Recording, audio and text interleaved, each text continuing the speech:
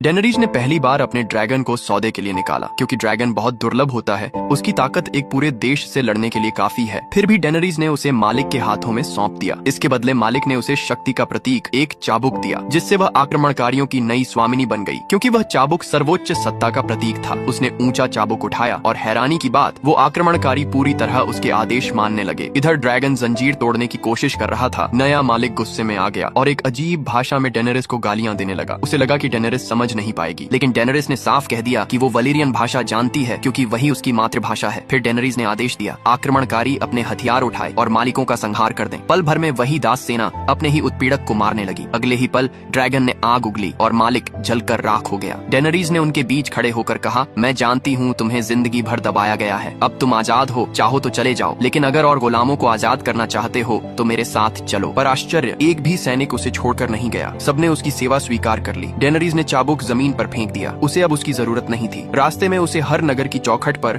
सूली पर चढ़े बच्चे मिले। यह देखकर वो बहुत दुखी हुई और निश्चय किया कि इन बच्चों की मौत का बदला लेगी। वह अपनी सेना लेकर अगले दास नगर मीरिन पहुंची। मालिक घमंड में हंस रहे थे। उन्होंने अपनी ओर से एक सैनिक भेजा जिसने खुलेआम डेनेरिस का अपमान किया। जवाब में डेनेरिस ने अपना योद्धा भेजा जिसने उस सैनिक को हरा दिया। लेकिन डेनेरिस ने दासों से पुकारा, मैं तुम्हारी दुश्मन नहीं हूँ, बल्कि उन्हें आजाद कराना चाहती है। उसने उन्हें बच्चों के शव दिखाए और उनकी टांगे तोप से शहर में फेंकवा दी। उसने दासों को हथियार दिलवाए। अगली सुबह ही दासों ने मालिकों को घेर लिया। हर मालिक को मार डाला। बाद में डेनेरिस ने उन अमीरों को भी उसी तरह सीढ़ियों पर टंगवा दिया जैसे उन्होंने बच्चों को किया था। डेनेरिस अब उस शहर की रानी बन गई, लेकिन जल्द ही उसका ड्रैगन लोगों को नुकसान पहुंचाने लगा। एक योद्धा उसके पास आया और जले हुए जानवर दिखाए। डेनेरिस ने उसे 3 गुना इनाम दिया। लेकिन जब एक आदमी अपनी जली हुई 3 साल की बेटी की लाश लेकर आया, तब डेनेरिस को एहसास हुआ कि वो अपने ड्रैगन पर काबू नहीं रख पा रही है। दूसरे दोनों ड्रैगनों को बदनाम न होने देने के लिए डेनेरिस उन्हें अंधेरे तहखाने में ले गई। डेनेरिस ने भारी दिल से उनके गले में लोहे की बेड़ियां डाली और फिर मुड़कर दरवाजे की ओर चल पड़ी। कुछ समय बाद जब डेनेरिस खान में थी, कई हमलावरों ने उस पर हमला कर दिया। उसके रक्षक मारे जा रहे थे और वो बच नहीं पा रही थी। तभी उसका सबसे बड़ा ड्रैगन वहां आ गया। उसने दुश्मनों पर हमला किया और डेनेरिस को बचा लिया। डेनेरिस ने उसे गले लगाया